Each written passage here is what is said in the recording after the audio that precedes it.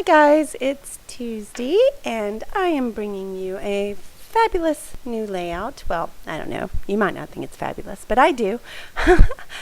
For Tupelo Designs LLC, and I am just taking some of the texture paste by Prima and using the Tim Holtz doily stencil and adding it around some American Crafts white cardstock. And I got really messy with this layout. I do really like it, so yeah, it's a picture of my lovely daughter London, and as you can see there on the left, I do have several punches that I'll be using, and I'll get messy with watercolors and you know, all the good fun stuff. So this, ooh, it's a little out of frame, sorry about that. This is some little butterfly punches, and then there's a leaf punch, and these are all Martha Stewart. I'll have links to everything in the description bar below. I went ahead and punched some out of the scrap of paper that I had, just so I had some colors and I didn't have to paint them all. And so you see that. So I'm letting that dry, and I'm just adding some of the Maggie Holmes Bloom in the 6x6, and then that little gold transparency is just one I had in my scraps. But I thought that this picture of London was very bright and pretty. She had cut all her hair off, and she was doing some color correction, so it was very, very blonde. And she's naturally a blonde, but not usually that light. But she had gone so dark that they kind of had to overdo it. And I took my Tim Holtz grid ruler, which I love to tear paper with because I don't have to deal with my trimmer. I just pull and tear on that little straight edge. And then I take my Prima Distress tool and just use it to rough up the other edges. So it makes it very quick and easy. A little bit of tissue paper from my stash. And I guess I should have been farther up on the thing, but sorry if I'm a little out of frame. I was kind of in a hurry to do this, started that new job, and so it's been crazy paste around here. Those shears that you see on the bottom right are my favorite. They're like a titanium, and they are by Tim Holtz, and you can just cut through anything with those puppies. So I really like them. Of course, you can't like cut through a license plate or anything, but they're always sharp. Nothing sticks to them. They're just like the little ones, and they're just awesome. They're like the 9.5 inch. And then I took some of the Distress Stain, and I'm going around the page here. I thought it was a little bright for my taste, so you'll see me tone that down. I know that that's pistachio, and I think peacock feathers, and I think the other one is broken china. But I'll also add some pinks in there, spun sugar and worn lipstick, but those will be added in a different place, and you'll see that coming. But you can see with that texture paste through the stencil that when you add the stains that you just have this beautiful white come through, and you can see all the detail of that doily stencil, and it's just so gorgeous in person. I wish it showed up better on camera, but it is very pretty. So another thing I did was I love to play with Mod Podge melt or glue, and I took some of the Martha Stewart molds, and they're super fun to play with, and you just squeeze the glue into it, and I painted these with some the Distress Paint in white, or I guess it's called Picket Fence by Tim Holtz.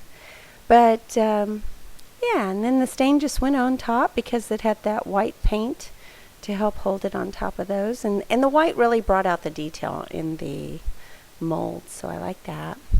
And this is just some regular gesso that I watered down so it was a little more transparent, and that will tone down some of the brightness, and it actually made some kind of unusual blurs on the page.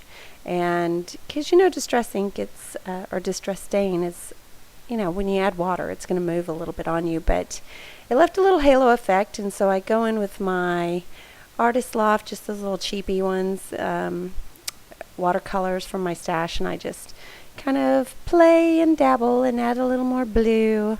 London loves the color blue, and I think that it just, offered me an opportunity to make some splatters and to get rid of some of those halos and just make it a little more textural.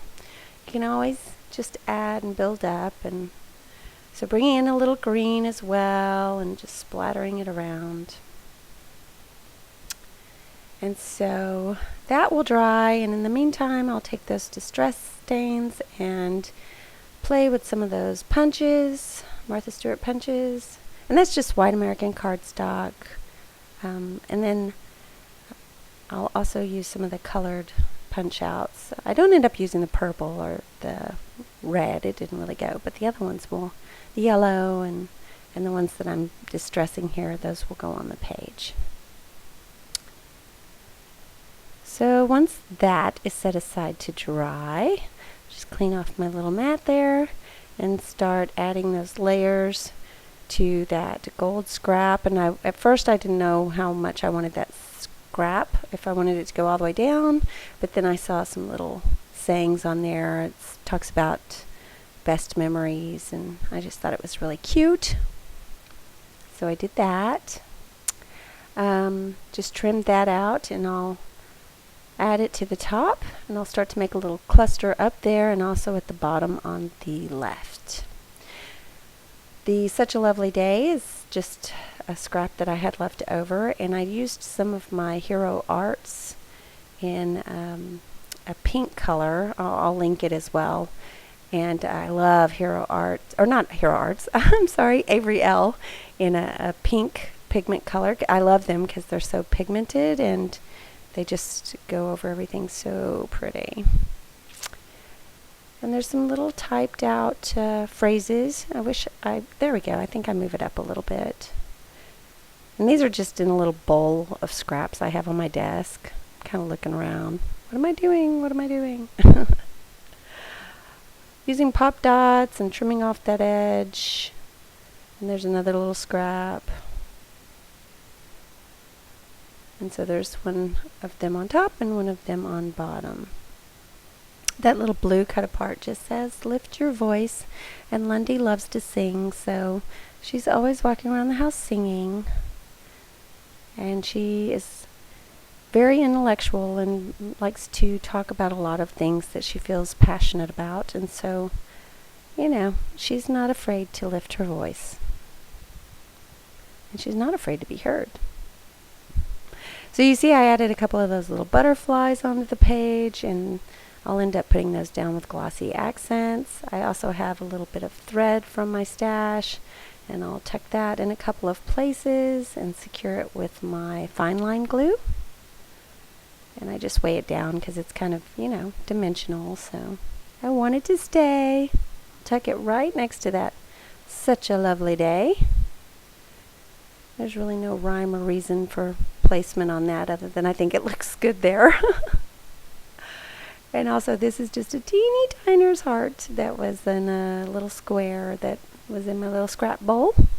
And here I'll start to add in those punched out papers that I stained, the Martha Stewart punched leaves and butterflies. You'll see me add those.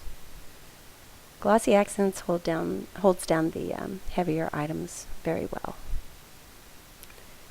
And since she is a blossoming flower in life, I thought that the little rose that I made there would be appropriate to go around the leaves. So although I had to wait on drying time, I really didn't have to, it was pretty quick and simple once, between each drying time. So this is not a hard thing to do. You can't mess this up. It's just stick and go. Just be messy with your watercolors and your distress stains and just enjoy the process. That's what I do. It's my art therapy of choice. So Here's another scrap that I had. I think that says, "You make my heart smile," and "You're a whole lot of lovely." And that is the title of my page. I tried to fit in some really old chipboard buttons, but it just didn't work. So I get rid of those. And do add some of these Tim Holtz. Those are the word stickers. And that one says inspire, and then that one says dreams. And I think that's all I use of those. But those are awesome. There's so many stickers in there with so many words. I tried to add this other one, but I just couldn't find placement for it. So back it goes. Back to its little book.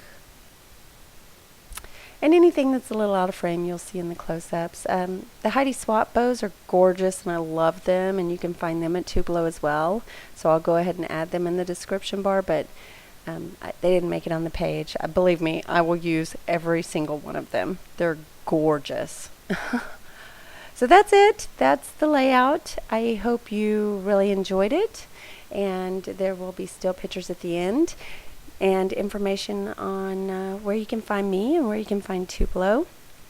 Also, go over to their Facebook site and check out TDLLC parentheses award-winning parentheses. That's their Facebook page. We have monthly challenges, and we have contests, and there's products that are spotlighted and discounts on occasion. So check them out, or just hop on over from one of the links and enjoy shopping. Enjoy crafting. But ta-ta for now. Bye.